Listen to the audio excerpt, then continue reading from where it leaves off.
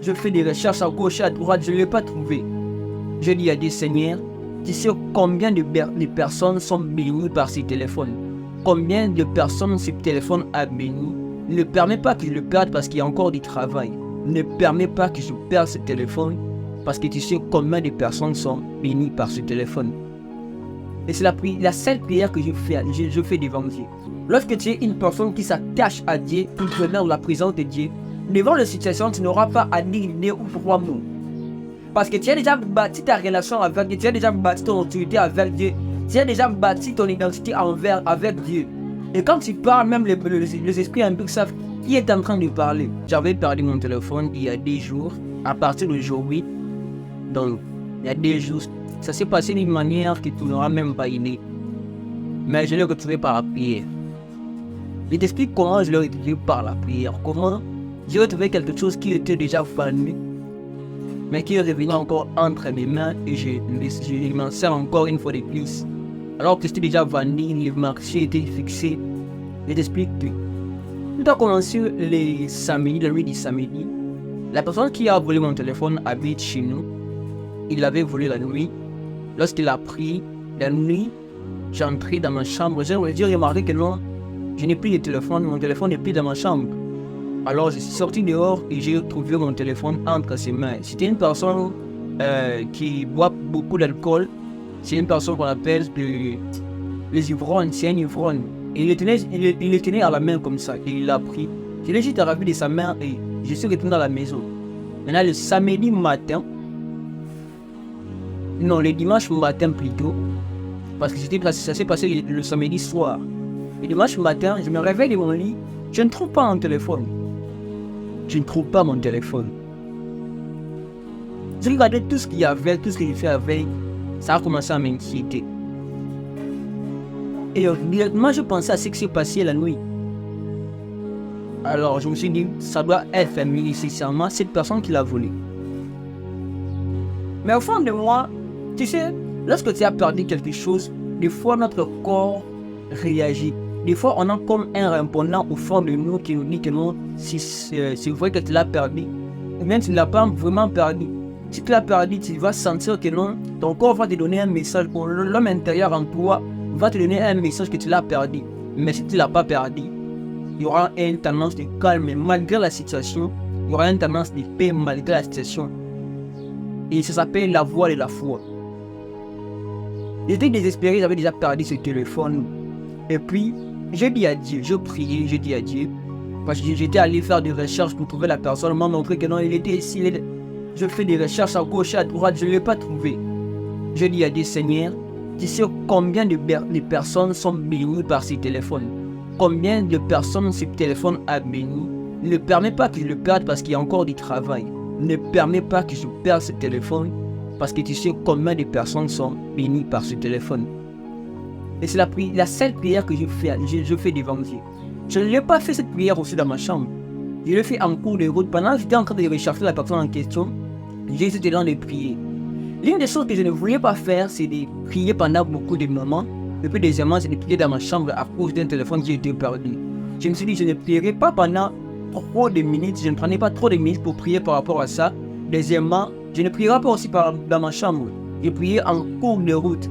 Donc je parlais au fond de mon cœur. Parce que souvent, prier, c'est pas toutefois lorsque ta voix sonne, lorsque tu écoutes ta voix ou lorsque ta bouche s'ouvre. Des fois, prier aussi, tu peux le faire dans ton cœur et Dieu t'écoute.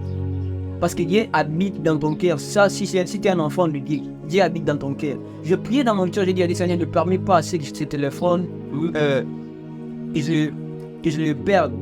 Et puis deuxièmement, fais en sorte que je puisse connaître clairement la personne qui l'a volé. Parce qu'il n'y avait que des soupçons. Je ne soupçonnais que la personne qui a fait cet acte le samedi nuit.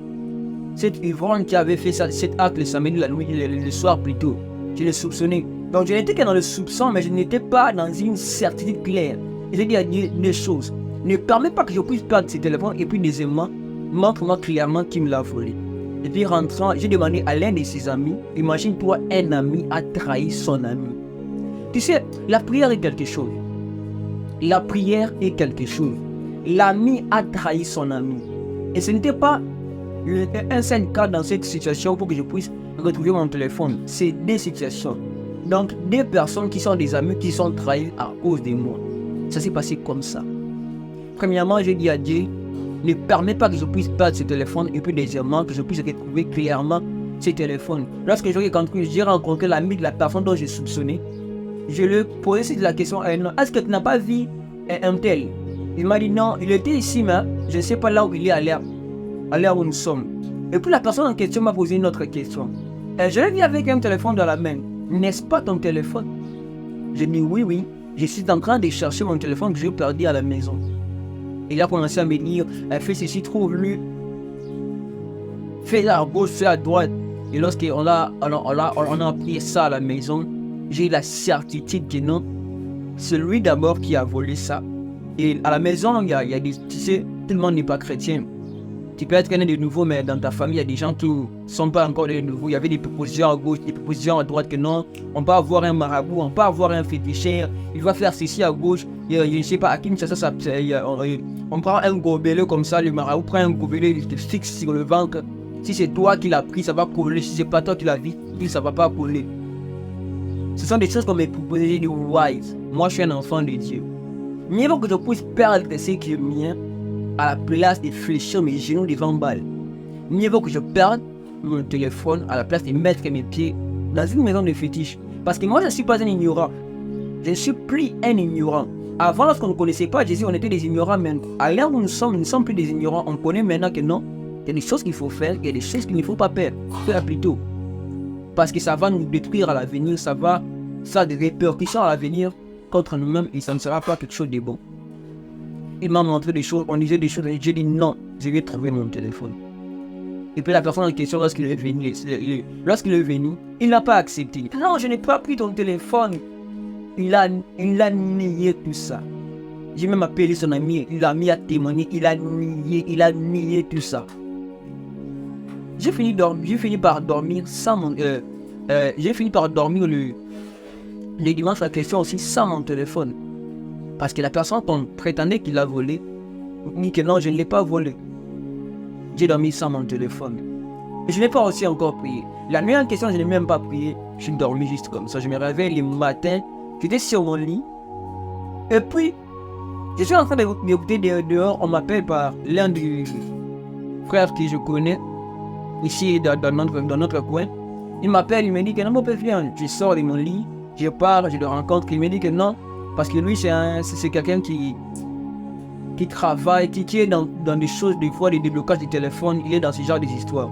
Il me dit que non, il y a une personne chez moi là-bas, mais il y a un téléphone qui t'appartient. Waouh! J'ai déjà perdu ce téléphone. Non, il y a un téléphone qui t'appartient. Ok. Il me dit non, moi je vais aller là-bas. Parce que j'ai vu ta photo plutôt sur le fond d'écran et j'ai compris que sinon c'était sur ton téléphone. Il est venu pour que je puisse débloquer le code. Il m'a donné des articles, donc fais ceci, fais cela. Moi je vais aller. Toi tu vas être dehors de la maison. Lorsqu'il va sortir, tu vas le prendre et puis tu vas prendre ton téléphone. Je me suis dit non, dans cette histoire, dans cette affaire, il me faut avoir ce qu'on appelle les gens de la rue. Parce que la rue a ses gens. Je dis, moi si je vais seul, il y aura trop de qui frères, comme on le dit, trop de qui pasteurs, trop de qui frères. Je ne vais pas aussi déborder ou exagérer, mais je vais avoir des éléments qui vont permettre à ce que ça se passe comme il faut que ça se passe. Parce que je serai là aussi pour ne pas leur permettre à déborder. J'ai appelé des gars que je connais ici dans la cité et puis on s'est positionné, on a payé des places. La personne en question il est sorti de la maison et de cet établissement plutôt et on s'est précipité vers lui. Je lui ai dit mon frère, le téléphone que tu as ça m'appartient. Oh non, ça ne t'appartient pas. Je lui ai dit regarde les photos qu'il y a sur le fil. Oh non, moi ce téléphone moi je l'ai acheté. Ah oui, les gars de la cité ils étaient un peu brutaux. Moi j'ai juste ravi le téléphone auprès de cet homme. Et j'ai débloqué les téléphones sous ses yeux. Il s'est exclamé même, il s'est étonné. J'ai débloqué ses téléphones, j'ai dit, pas récupérer ton argent auprès de la personne qui t'a vendu ça. Nous on est rentré avec les gars, et c'était vraiment miraculeux. Mais pendant que, des fois je me suis inquiété, mais je m'inquiétais pour rien.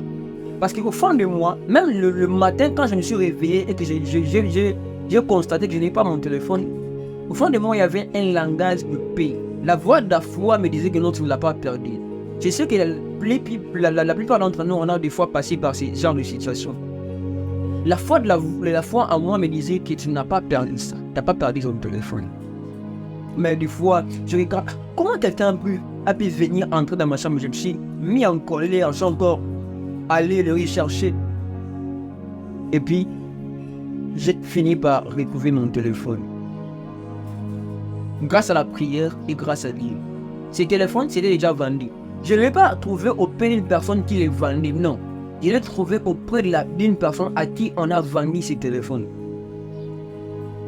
Grâce à Dieu et grâce à la prière. Ne néglige pas ta prière parce que tu ne sais pas ce que ta prière peut faire. Et surtout, lorsque tu es un intime de Dieu, lorsque tu es une personne qui s'attache à Dieu, tout venant de la présence de Dieu, devant la situation, tu n'auras pas à dire deux ou trois mots. Parce que tu as déjà bâti ta relation avec Dieu, tu as déjà bâti ton autorité avec Dieu, tu as déjà bâti ton identité avec Dieu. Et quand tu parles, même les esprits un peu savent qui est en train de parler. J'avais perdu ce téléphone, mais je l'ai retrouvé par la prière. C'est Dieu qui m'a visité, c'est Dieu qui me calmait le matin. Par la voix de la foi qui me disait que non, tu ne l'as pas perdu. Et moi, j'ai constaté que non, j'avais déjà perdu espoir. Mais j'ai fini par les retrouver. Dieu est vivant. Nos prières sont écoutées. Attachons-nous à Dieu. Il va nous secourir, il va intervenir dans nos vies, dans beaucoup de choses. Et même là où nous perdons espoir, Dieu est capable de redonner espoir. Parce que Dieu reste Dieu. Amen.